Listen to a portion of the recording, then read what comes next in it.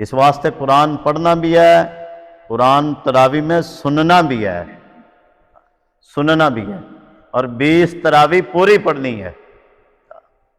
تراویح جو ہے یہ سنت مؤکدہ ہے، سنت مؤکدہ تراویح، اس کا چھوڑنا کبیرہ گناہ ہے۔ یہ مت سمجھے کہ نفل ہوتے ہیں تو جو ہے وہ غیر مؤکدہ میں آ جائیں گے، نہیں، تراویح نبی علیہ السلام نے پڑھی ہے، اور آپ نے جماعت اس کی نہیں کروائی تھی، اور اس کے بعد آپ نے فرمایا کہ مجھے ڈر تھا کہ اگر میں اس کو پڑھتا رہوں تو کہیں تمہارے اوپر یہ فرض نہ ہو جائے۔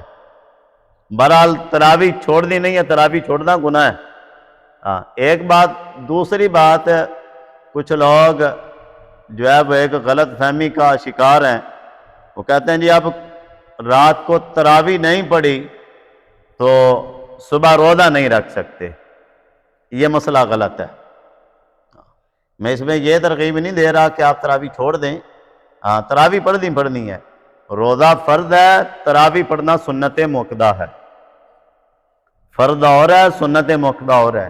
اگر کسی بندے کہ جو ہے وہ تراویح کسی عذر کی وجہ سے نہیں پڑھ سکتا یا پڑھ سکا تو جو ہے وہ روزہ ضرور رکھے، یہ نہ کرے کہ اب پہلے تراویح بھی چھوڑ دی اور آپ جو ہے وہ روزہ بھی چھوڑ رہا ہے تو ڈبل گناہ کر رہا ہے۔